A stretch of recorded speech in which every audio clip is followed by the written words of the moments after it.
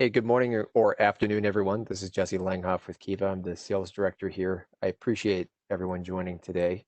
Hopefully, you're having a good day. Hopefully, you don't have too much inclement weather where you're at. Uh, as I said, I'm the sales director for Kiva. We're based here in Twin Cities, and today we're going to be talking about our ServiceNow bidirectional integration excuse me, between ServiceNow and Red Hat Ansible. So if we look at the agenda for today, we're going to quickly talk about who Kiva is, just to give you some context, because I imagine most of you have not heard of us before. We're going to talk through the solution-specific use cases, so how you can use this bidirectional integration. John Tejan from Red Hat is going to talk real briefly about what is Ansible. So if you're new to Ansible, you maybe had a little bit of familiarity with it, he'll walk us through that. Anuj Tuli, our CTO at Kiva here, will walk through a live demo. And then we'll go through a summary of the features and functionality. We'll talk about the feature list, support and roadmap, and then lastly, we'll leave some time available for anyone on the line here today to ask questions. So who's Kiva? We're a company based in Minneapolis. We operate nationally, and we're a Red Hat Apex partner, ISV, reseller. So what that means is we partner with Red Hat in every way that is conceivably possible and at the highest level possible. As an Apex partner, we're one of a handful of organizations in the United States that are authorized to deliver services and are recognized for the services that we deliver, specifically around OpenShift and Ansible. As an ISV, we build a lot of certified integrations, which is what we're talking about today. We're partnered with Red Hat, ServiceNow, and a number of other organizations as an ISV. And again, that's to deliver integrations between those vendor technologies in a way that's fully certified and is enterprise grade, enterprise ready.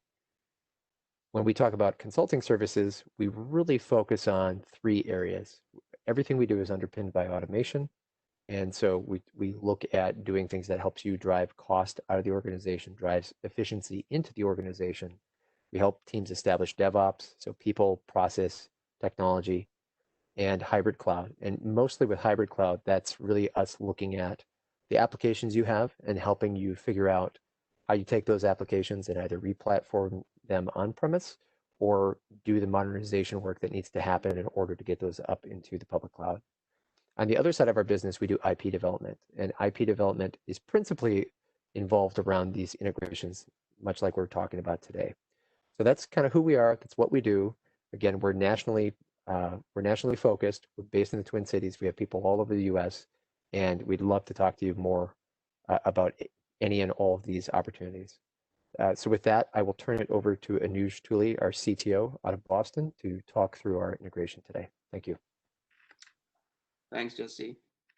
So as you outlined, Red Hat is a strategic partner to us. And so what we have done is we have dedicated practices around Red Hat tools portfolio. And as part of the IP, we built the ServiceNow app for Red Hat Ansible Tower, which is, by the way, also certified by ServiceNow, and it's on the ServiceNow store. They designate their certified integrations as now certified. So we have a similarly certified integration for Red Hat OpenShift as well. We also develop custom Ansible modules. For example, we have developed modules for pexpect. So if you have Unix systems that require you to automate certain functionality that can only be done via pexpect, which is more on the logging side, and different bash shells that you have, we have modules around that. We've also created a module around Oracle database, so functionality for specifically targeted DB functions that did not exist in the Galaxy module. And then we have services around Ansible and OpenShift. So we have Ansible Guru service. We also have an OpenShift Guru service. The idea here is that if you need somebody to engage on an ad hoc basis, you don't need a big SOW put together, and you just need to get some advice or some best practices direction from one of the Ansible experts. That's what that's for. We have jump packs around getting you started with Ansible. We're going to talk about the service catalog integration with ServiceNow. For reference, we've also built integrations with BMC Remedy, HP Service Manager, Sherwell, meaning other ITSM tools. But today we are going to specifically talk about the bidirectional Ansible integration with ServiceNow. So there's two components to it. One is the ServiceNow app, which we call the northbound integration, and the Ansible module, which we call the southbound. And we'll take a look at those a bit deeper here in a second. But first, let's talk about why this integration is important, right? So as you may be part of the infrastructure team, you may be part of the ServiceNow team, automation team, whatever the case may be. I think one of the core objectives that organizations today are trying to get to is to have a centralized request mechanism for any and all IT services. And if you are an organization that uses ServiceNow or Remedy or any of the ITSM tools, ITIL best practices dictate that you have that centralized mechanism for requesting things that can be automated, and there may be things that are manual. But not in our case, what we are trying to get to is to have this integration fulfill the criteria so that you have self-service automation via ServiceNow as your centralized IT catalog for all IT services, and then have Ansible as the backend fulfillment mechanism when it comes to IT services that can be automated. And this goes beyond just the infrastructure provisioning side of things, right? We have clients who use Ansible for platform services, that use Ansible behind an API abstraction tool for, again, basically abstracting away the automation layer. So Ansible is the automation layer, and you can consume it from any and all consuming entities, if you will. The idea also here is to make sure that we are not introducing changes within your organization or asking for changes within your organization that depart from the norm. And one of those things is the approvals process.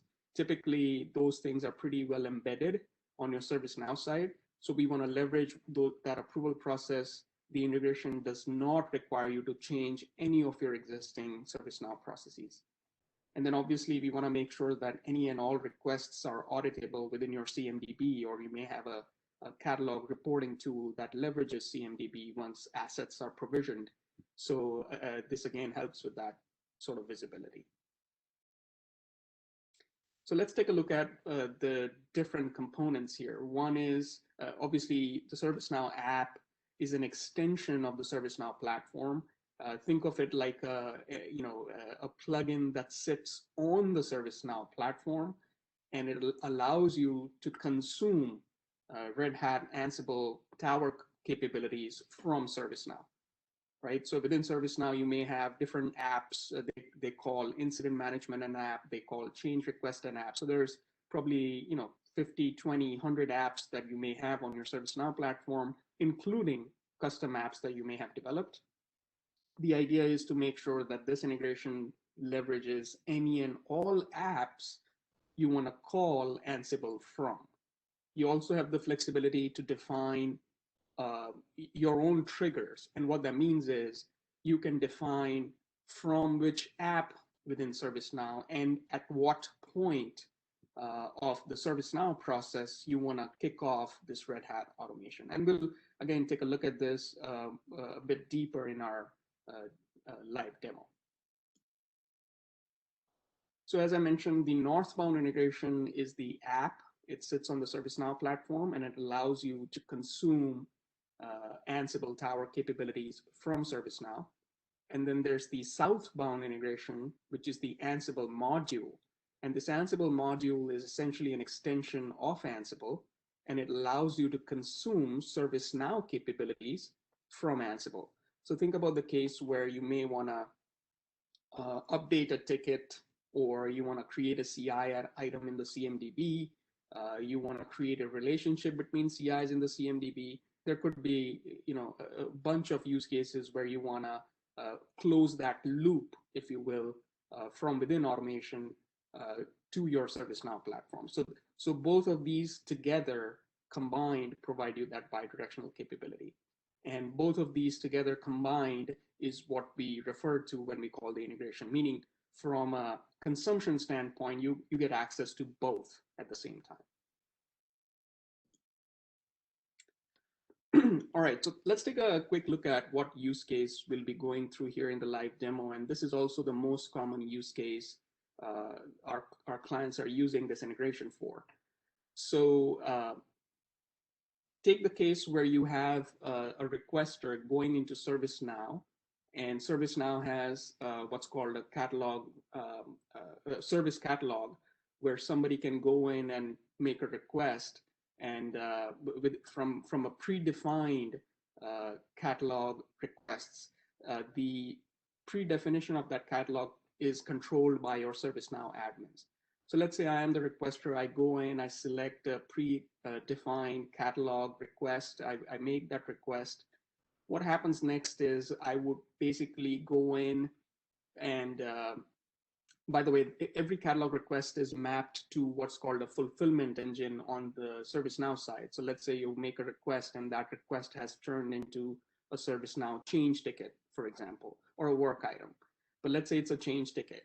Now, once a change ticket gets created, you might have processes and approval processes built around that change process. So let's say I am the requester, I make a catalog request, it gets translated into a change ticket. Now, what we'll do is your ServiceNow teams would have defined the approval processes, and the ticket will move through various stages of the change management lifecycle. And once it gets to a point where you define, let's say something to the effect of that the status of the change ticket goes from scheduled to implementation in progress, that's the point you want to trigger Ansible and kick off the workflow. That is what I meant in terms of you have the flexibility to define that trigger.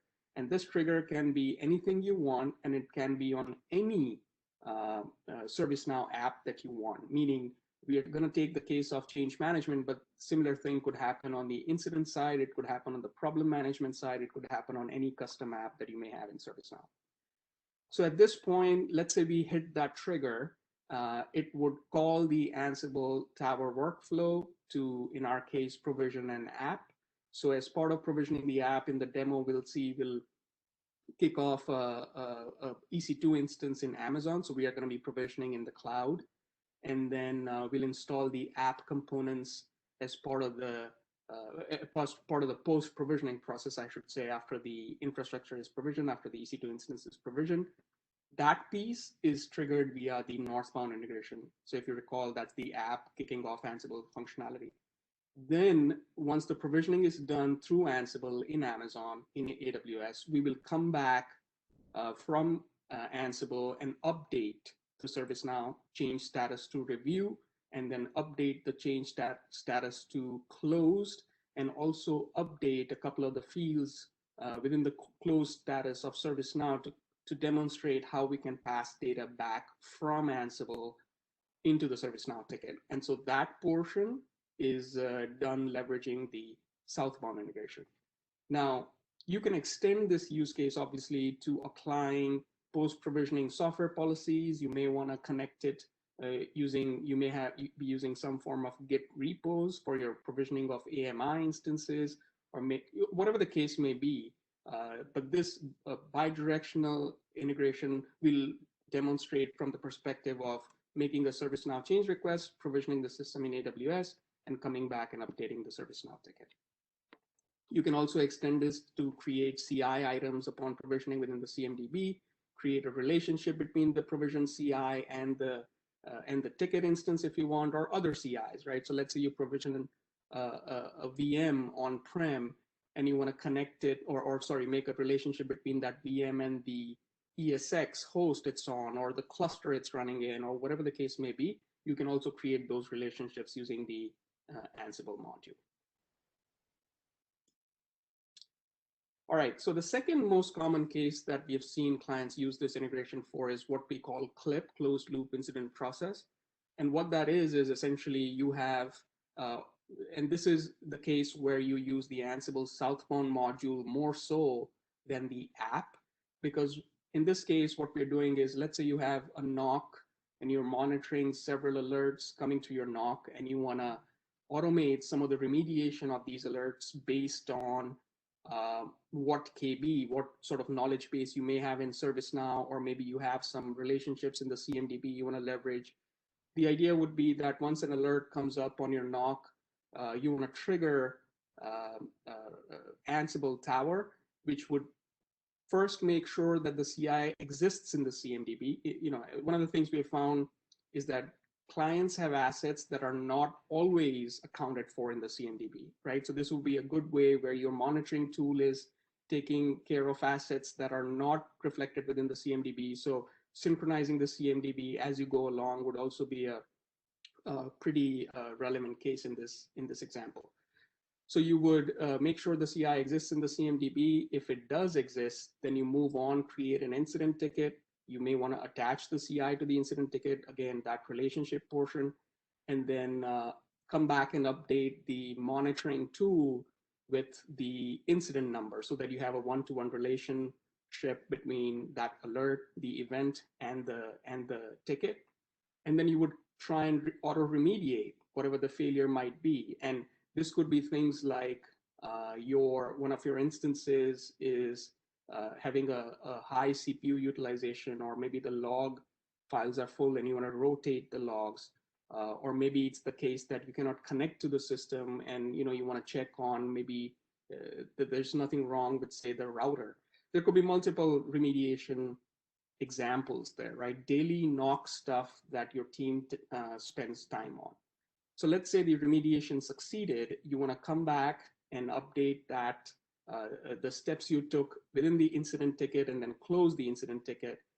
There might be a case you want to update the CI, for example, if you installed a patch to remediate the issue and you want to now update the asset within the CMDB to say, hey, this new patch was applied to it. And if remediation failed, then you want to maybe notify someone else, or you want to change the incident or escalate the incident, by changing the group field, whatever the case may be, right? The objective would be to auto remediate as much as possible. All right, so before we dive into the live demo, maybe John, you can walk the group through some of the benefits of Red Hat Ansible, and what are some of the most common cases that you see people using it for? Thanks, Anuj, and appreciate the overview of the solution. So hello, everyone. As mentioned, John Tejan from Red Hat. So what we're going to do is talk about what makes up Ansible Automation Platform. The first component you see here is the Ansible engine. This is the actual playbooks or the tasks that perform the automation for you. First and foremost, it's written in YAML, yet another markup language. It makes it human readable, makes it very easy to have a cross-team tool. Developers, business users, operations, everyone could read YAML. It's very simple. No advanced skills or coding needed to get inside of here. Cross-platform. It may be owned by Red Hat, but it wasn't written just for us. It is able to span your entire environment. We'll see more of that in a second. But all major operating systems, and we don't use agents, which is a very big part of what we do inside of here. We're using WinRM for your Windows servers and OpenSSH for all of your Linux. And the Linux also stretches even further because that's all your storage devices, your networking devices. It allows us to be very versatile and really help you automate your entire environment, not just a component of it. Because it's YAML, it's also able to be version controlled. This is your infrastructure as code. As your teams write playbooks, and you write playbooks to facilitate your ServiceNow changes or to automate some other features inside of here, use version control so you can go ahead and make sure that your teams are treating this like infrastructure as code, checking it in, making updates. Makes it very predictable, very repeatable for you. One of the other things that we do is the ability to take in dynamic inventories. Playbooks are great, but you have to have targets to do automation against. Dynamic inventories give us the ability to go ahead and pull in those repositories, whether it's from your content management database like we're talking about, pulling in information from your cloud tenants, from Azure, AWS, Google, etc. Orchestrating that so it is pulling it in dynamically or automatically for you. We don't want to become yet another place where you have to maintain an inventory. We could even pull in comma delimited files or spreadsheets just to make your lives easier and to make it easier as you automate an entire environment. And as you can see in this with our integration with Kiva and ServiceNow, we play nicely with others. We have a lot of companies writing to our automation, and Anuj, if you can go to the next slide. That lends itself to what you see inside of here. 50 plus certified platforms. And the certified platforms you see here actually represent tens of thousands of modules that were written. Anuj earlier had talked about the modules that they wrote to do the interaction with Tower and ServiceNow, as well as the ServiceNow modules. Inside of here are a lot of different modules written by all the companies you see here, your cloud providers, your networking, Windows, etc. These modules are small scripts or small pieces of code that allow you to take a piece of reusable code and save you from having to write from scratch. In AWS, you'll have a module that allows you to take advantage of their as a service functions, the ability to configure your VPCs, etc. Same with your networking, get information, configure ports, add entries into your load balancers, your firewalls. It's very dynamic and it is very expansive across your environment. We're not just trying to orchestrate the creation of virtual machines. This really is an application-centric infrastructure. As you deploy an application, your developers can create a playbook that not only creates a VM or a multitude of VMs for a multi-tiered application, but actually deploys that application, opens ports in a firewall, adds rules to the load balancers, configures ports on your switches, adds monitoring for you. All those components that would usually have to be done manually after a virtual creation can be done in one playbook or a set of playbooks. The really good part about this is it gets rid of that conversation that we sometimes have with our developers where, excuse me, it works on my laptop or it works in test and dev, but it doesn't work in production. By leveraging those same playbooks, just changing some variables for each environment, you're giving yourself the ability to consistently deploy your applications across each of your environments in a predictable, repeatable fashion. Next slide, please. And what ties it all together is our centralized automation hub. That's our Ansible Tower. This is your user interface. What's really great about Ansible Tower is this is what makes it enterprise automation. When you're looking at Ansible Engine, that's the workhorse. That's the part that automates a piece of your environment. Ansible Tower is what gives you the ability to have automation across your entire environment. It includes the RESTful API. This is how we're going to talk to ServiceNow. We have an open API you could write to. Anything you could do through the GUI or the centralized Tower Hub, you can do in developer format. You can do it programmatically. We also have the concept of projects, right? I can isolate different projects inside of Tower. That gives me the ability to do RBAC or role-based access control. I can have a group where developers have access so that they can spin up predefined environments or virtual machines for their test and dev. I can have environments for my operators so that I can have playbooks written inside of there. Think of a self-service so that they can do health checks. They can restart services for me. Very simple. That same self-service on a push button side, that gives your IT teams that ability to create self-service that your customers, internal or external, can take advantage of, right? I can go ahead and spin up a virtual machine environment. And we pull it all together with pieces like enterprise integration via the API, not just ServiceNow, but how do I tie my authentication into my AD environment? How do I tie it into my Splunk for centralized logging or analytics of my logs, or Slack for announcements? So we have a lot of cool pieces, and one of the cool, really neat ones is, especially when troubleshooting, is our centralized logging. Centralized logging gives you two great abilities. I can watch a playbook or set of playbooks run in real time and be able to see instantly, pass, fail, what changes were made, see how it's going. And I have a timestamp correlated set of logs that are run after it. So it makes it very easy for troubleshooting and to narrow in if there is a problem in your environment. And then we have the last piece inside of here is workflows. How do I combine multiple playbooks with a binary action, if you will? I need to create a VM. If it's successful, move on to this playbook. If it's not, clean up the remnants and do that. So I can have an if-then statement to daisy chain multiple playbooks together. That way I can build that environment and have additional playbooks do additional features, create the VM, roll out the application, start a service, configure switches, etc. Instead of packing it into one big playbook, now I can modularize and make it much more repeatable inside of my environment. So back to you, Anush. Thank you. Thanks, John. Yeah, I should have highlighted that this demo that we are just going to go through now, it is using the AWS module like you mentioned, and it's pretty full featured. We've been using AWS module for a long time, and we haven't really found anything that's missing, right? So it's those are very well featured modules there. All right, so let's see. So we will start after relogging in. So we will start here from our ServiceNow console. Now, the integration currently supports the last three GA versions of ServiceNow: New York, Orlando, and Paris. So as ServiceNow keeps releasing new releases, we get a chance to update our integration and make sure it's supported even before ServiceNow's releases are GA, right? So same thing on the Ansible side. We get early access to the up versions and we make sure our integration is supported with the latest versions. So what we're going to do is we're going to go to the service catalog in this case. And like I mentioned, the service catalog is defined by your ServiceNow admins. They define who can see what.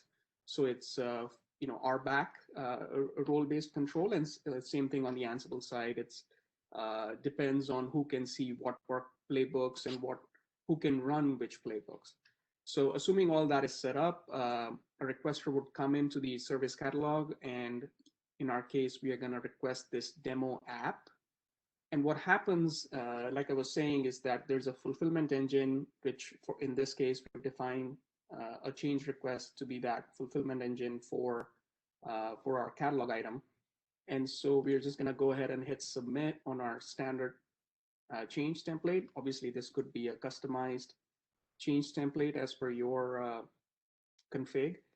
And then every change is going to have various levels of approvals.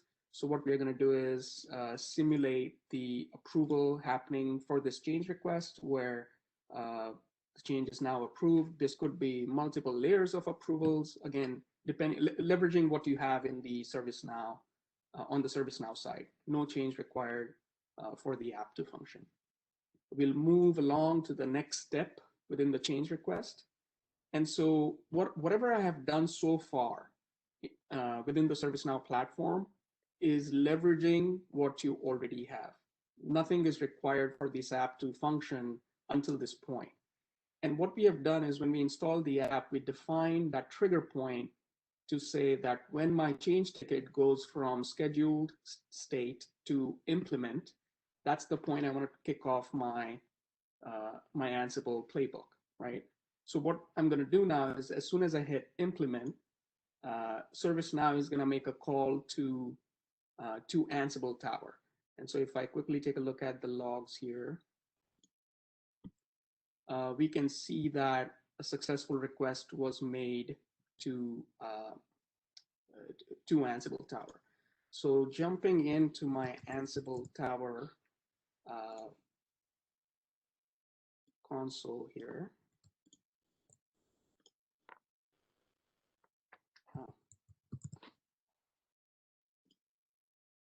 Sometimes copying the password doesn't work. Okay. So what we have done is we've obviously defined a job. So a playbook that defines the automation within Ansible can be exposed as a template and a job. So what we have done is we have defined that template, and when we kick off that request on the Ansible Tower side, it translates it to a job. And so if I look at my current job runs, we can see the job number 282 is currently in progress.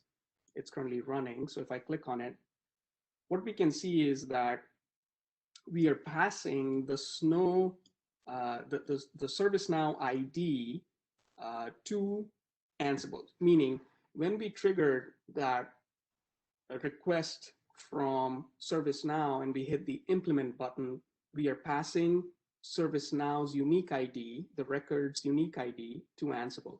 And this is required because as part of the southbound integration, we want to go back and update the ServiceNow ticket. So if I quickly switch to my ticket here, you can see that it's currently in review status. We triggered it to implement, and using the southbound integration, as soon as the EC2 instance was launched, we updated the status of the ticket to review. And the instance typically takes a couple of minutes. All right, so it's already in running status, and you see the cloudy app instance that we just requested. And so what we are doing within the Ansible workflow is once we launch the instance, we make sure that we add it to the inventory within Ansible. And this is what John mentioned about dynamic inventory. So as soon as you create a CI, an asset within CMDB, you can add it to a dynamic inventory on the Ansible side. And then what we do is we move it to the review status, and we then wait for the host to make sure that we can connect to it via SSH. This is to make sure we can log in and validate that the host was provisioned successfully. And this again could be extended to say maybe you have some application level checks you wanna run before claiming that the request was completely fulfilled. We fetch some details from the provision host. We add our local SSH key, or the requesters, I should say, SSH key on the provision system, because the individual provisioning or asking for the system, you may not want to give them direct root access. You want to maybe give them access via SSH, right? So you're copying their key on there, and then you're updating the ServiceNow ticket to closed. So if I come back here and okay, so refresh my ServiceNow ticket, it's moved to the closed status. What we are also doing is leveraging the southbound integration to add a couple of notes in here to say, hey, this was done because of the successful Ansible Tower job ID 282. So if you recall, this was the job ID that was triggered, and now it's completed. So the idea here was to demonstrate how you're passing information from ServiceNow into Ansible, and that's using the record ID, and then how we are passing the information back from Ansible into ServiceNow, and that's the job ID. So if you look at the record now, you have a unique correlation between which specific job ID on the Ansible side fulfilled this request. And same thing on the Ansible Tower side, meaning how is it related to the request that came in. All right, so in terms of the demo, you can extend that to say, hey, you have some post-provisioning tasks like I outlined, right? So you may want to install an app on top of the provision infrastructure. You may want to do some post-provisioning app level checks. You may want to integrate it with your app monitoring mechanism. So there's plenty more you can do leveraging those existing Ansible modules. All right, so now for the for this particular integration, like I mentioned, it's certified by ServiceNow. Obviously, it's pretty heavily used on the by Ansible clients as well. The one good thing about this is that it does not require a ServiceNow orchestrator license. And for people who are familiar with the ServiceNow licensing mechanisms, orchestrator is a component within ServiceNow that requires additional subscription budgets. So this does not require that. And then also on the ServiceNow side, if you have worked with ServiceNow teams, they typically like to use integrations that are certified by ServiceNow rather than an integration that is not, right? So there's a lot of compliance needs that they have to meet, and thereby this is an integration which is, again, vetted by ServiceNow. We are working on support for multiple Ansible Tower endpoints. So think of the case where you have multiple Ansible instances, one in the cloud, one on-prem. This integration does support Ansible instances on-prem as well by leveraging something called a mid server, right? So you have a mid server, which is a ServiceNow component sitting inside your DNZ behind the firewall, and then mid server talks to your ServiceNow SaaS, and you can still use this app leveraging the mid server. So it's certified against that as well. And then both the components of this integration are supported by us. So you may find a component to talk to Ansible on the ServiceNow store, but that's a unidirectional component. This integration is bidirectional and fully supported. A quick look at some of the things that we have in terms of feature functionality for the southbound module. So as I mentioned, you can talk to change management out of the box, incident management, problem CIs, create relationships between CIs. You can even update service catalogs. Again, this functionality, some clients may want to restrict to your ServiceNow admins, but assuming you have some automation built in to enable the exposure of certain ServiceNow catalog items to consumers, you can leverage the southbound integration for that. and then service request management, which is a fulfillment mechanism, again, for the service catalog. We also support the integration with custom ServiceNow modules. So like I mentioned, you may have a custom ServiceNow app, a third-party app, not provided by ServiceNow, but running on the ServiceNow platform. You can even consume those capabilities from Ansible using our module.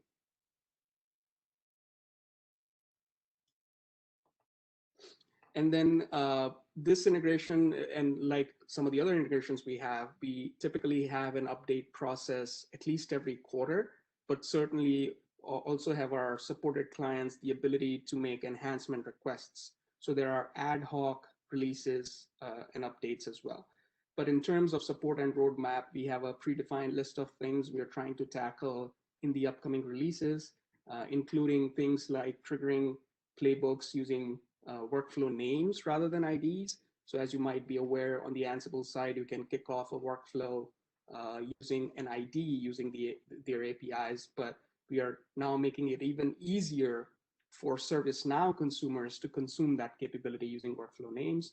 And then we are also working on creating some pre-packaged use cases so that as soon as you install, you have the use case of provisioning, the example we saw, pre-built. It's already ready to go. You just have to configure which form on the ServiceNow site to talk to. And then in terms of support, we follow hand in hand with what Ansible Tower supports in terms of their releases. We use the end of full life support as our guideline. So they have the 3 different versions that they have currently under that bucket as an example, right? Same thing on the ServiceNow side, we support the last 3 GA versions. So, and we keep updating that as ServiceNow keeps releasing new versions. All right, so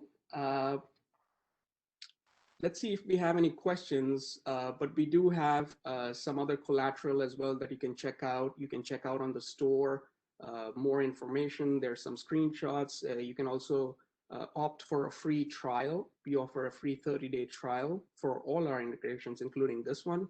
So definitely let us know if you feel there's a feature we can add, or if you feel you want to check it out and go through a trial. But other than that, let's open it up for questions. I had one more thing to add as well. As far as Ansible goes, one of the nice features about it that is great for organizations where you want to do auditing and have other people take a look at what you're doing in configuration, like security teams auditing firewall rules or things like that, is that all the code is in YAML and it's easily readable by non-technical audiences. And that's a huge benefit to using that in your production environment and allowing other people to audit it. So yeah, that's a good point, Brad, right? So essentially the playbooks themselves are very humanly readable. And when we say this module for ServiceNow, that module that we have essentially abstracts away the complexity and the level of knowledge that's needed to talk to, say, a ServiceNow API.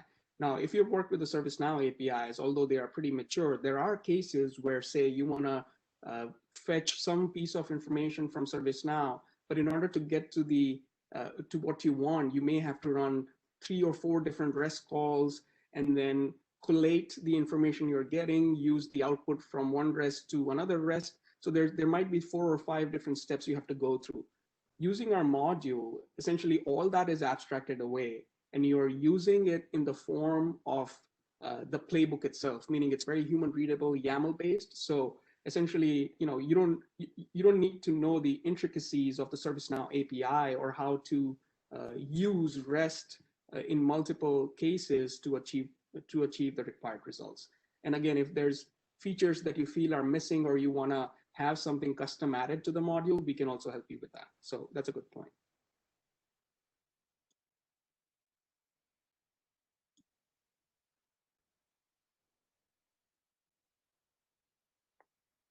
Okay, let's see. I don't see any questions in chat. So yeah, I mean, let us know if you feel there's something we can. Oh, wait a minute. Question just came in.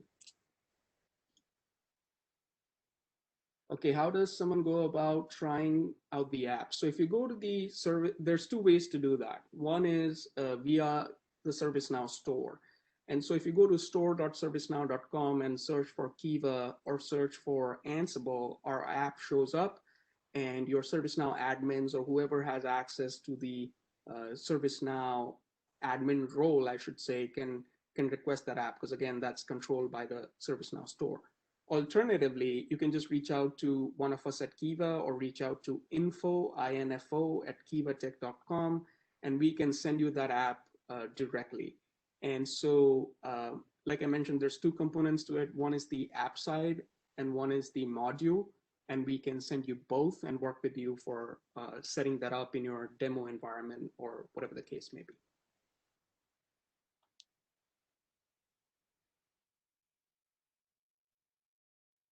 Okay, any other questions? Okay, well, if you do have any further questions, please feel free to reach out to any of us here. Feel free to reach out to your Red Hat rep, or feel free to contact us through the website. We'd be happy to help and get you on this on the road to making sure you have this integration in place. So I appreciate everybody's time and thank you very much. Have a good rest of your day.